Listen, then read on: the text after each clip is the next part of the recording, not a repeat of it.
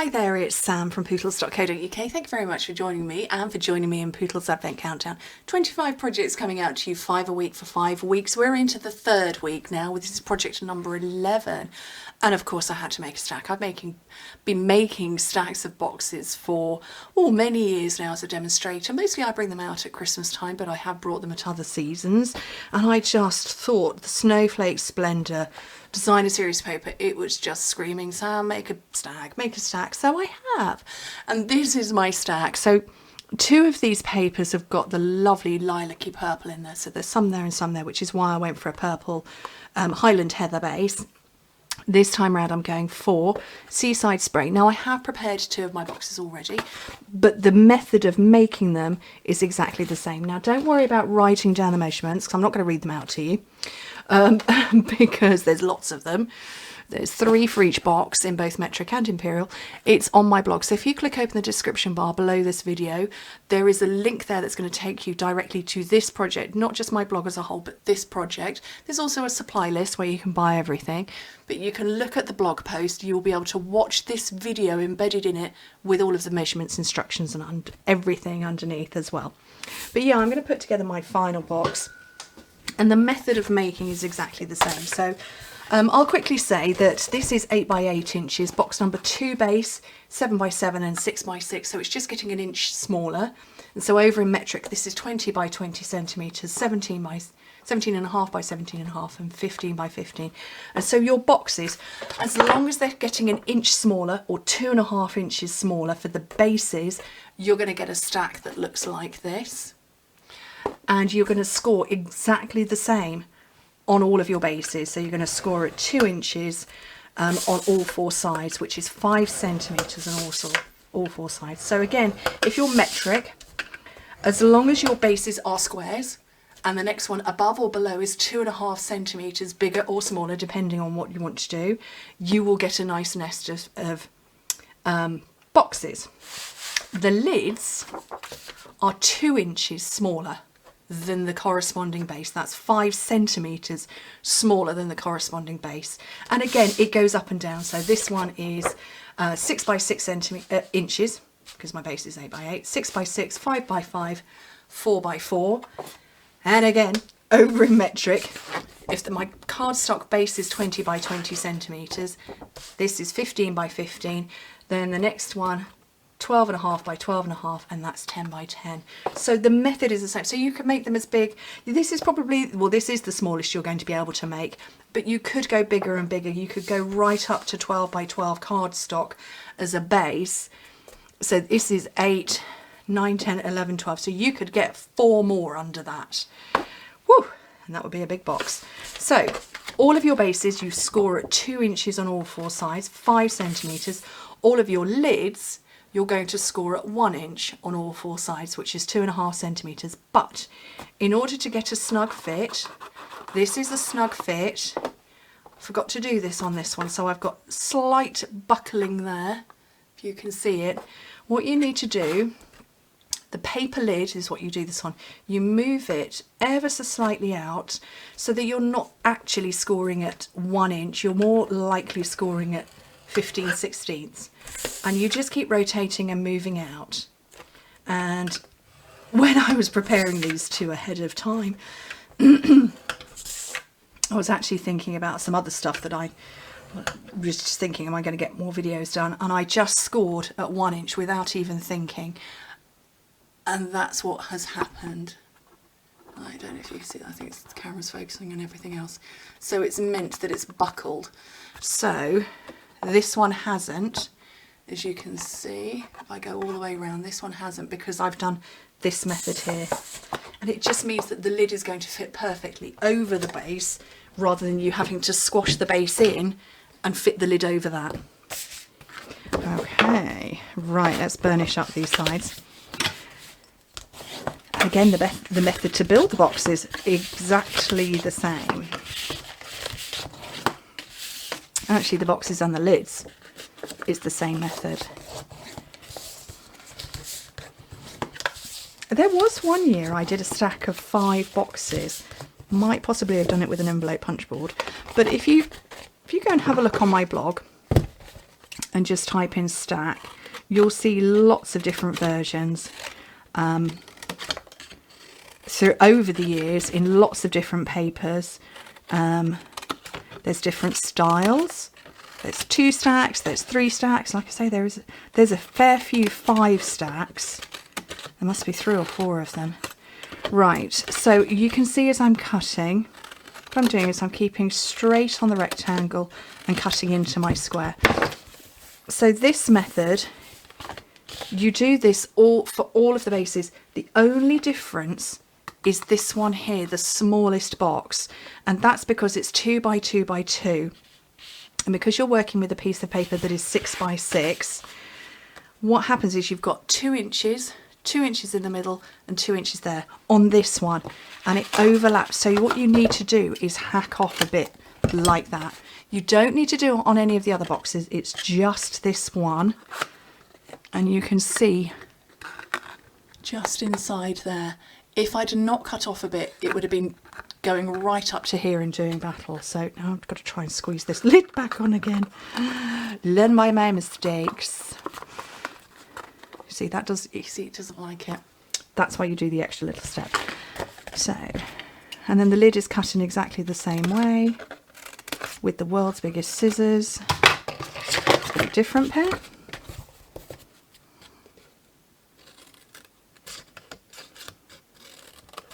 These are paper snips. We have these. I have lots of pairs.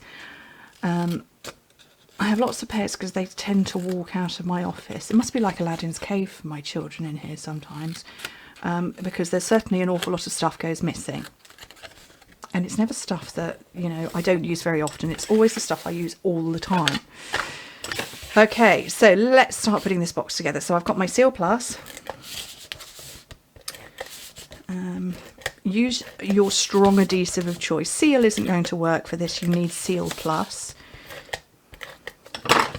And you're literally just walking around the sides of the box and making it match up to create the box. Okay. And again, same method on all 3 of them. Or 5 if you go for 5. You know, whoopsie.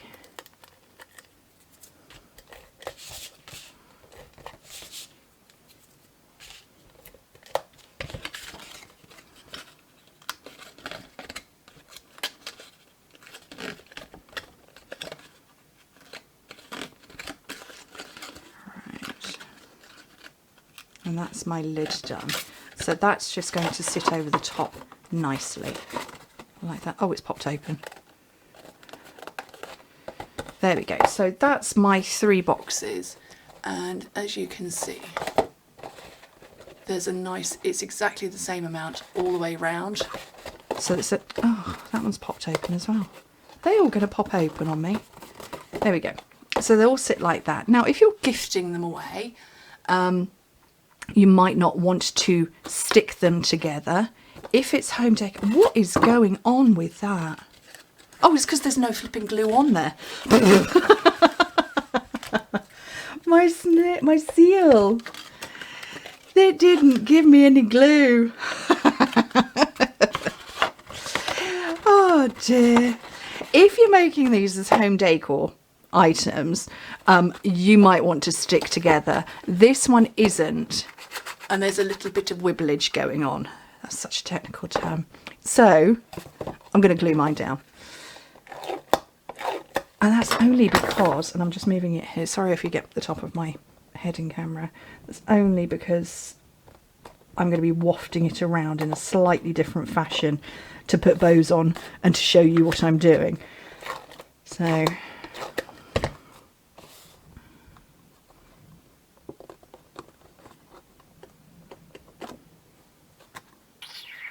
I need to sort of like, do you know what? Have a squodge of that. Okay, so I'm just going to leave that carefully to dry over there, and I'm going to I'm putting my glue on top of it just so it dries in place.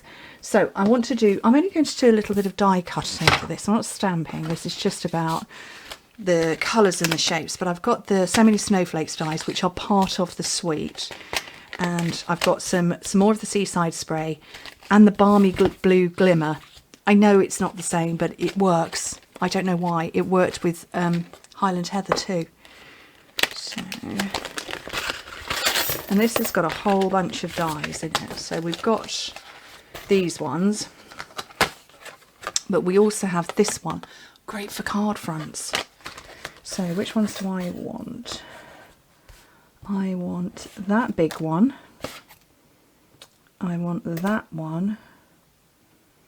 And I want that one, do I? Yes, those ones. This one doesn't cut out. This one cuts into the centre of something. So if you cut it out, actually I might show you. These ones cut out. That one cuts into. So if I bring this all over here. So I've got my 2 plates here, clear plate. And I want the, I've just lost my small one. The smallest and the biggest that I'm going to use in the glimmer.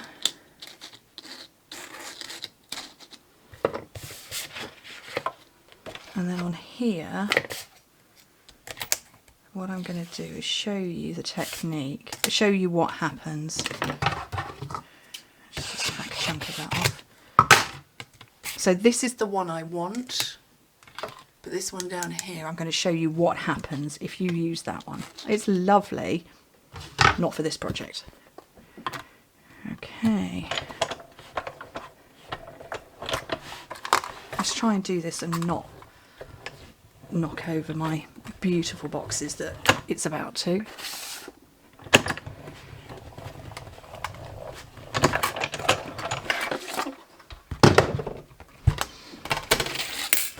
So there's my Balmy Blue Glimmer, those 2.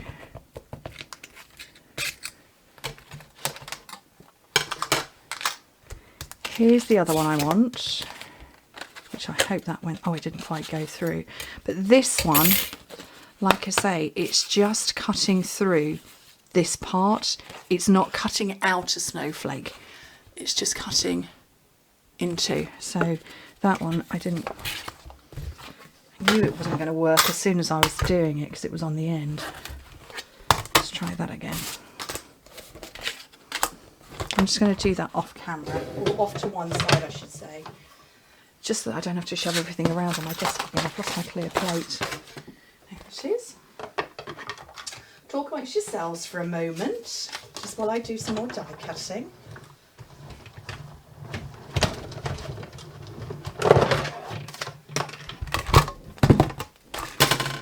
So that's cut through. Okay.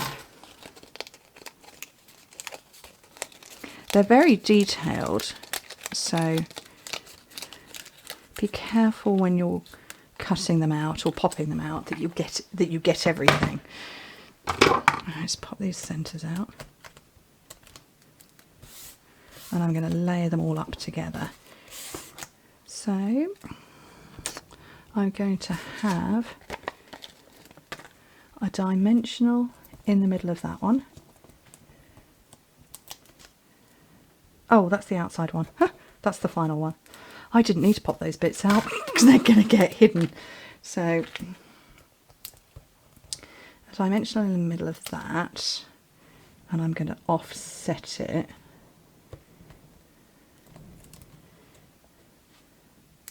And then this one over the top and offset slightly. And you don't really notice the smallest one. Not a huge amount, but it's still very pretty. And then hopefully, yeah, that top box is stuck now. So what I'm going to do, it was amazing mesh ribbon that I'm totally addicted to. Oh, isn't it gorgeous though? I've bought a second roll so that when I run out of this one, I don't slightly freak out and go, I've run out of my favourite ribbon. I've got it on standby. And we're going to have a nice big flouncy bow.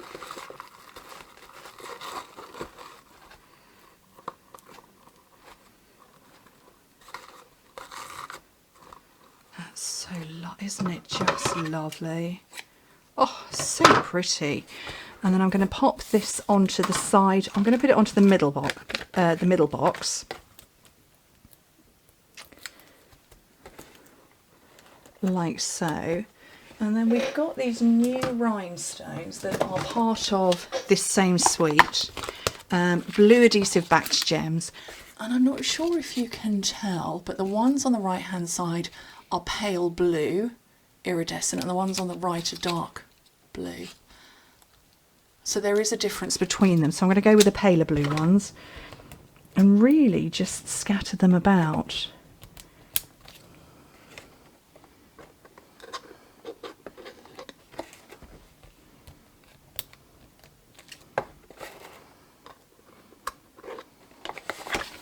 And that is this year's stack. Lovely. I love them. I love to make a stack. They really do make great home decor pieces. Put them on a shelf in your lounge or something like that. And especially if, you know, maybe you don't have loads of space to put decorations up and that you thoroughly enjoy crafting. And maybe you've run out of people to craft for. Craft for yourself. Pop it on a shelf. Just lovely. Put it under the tree. Anyway, thank you ever so much for joining me. Hope to speak to you soon. Bye.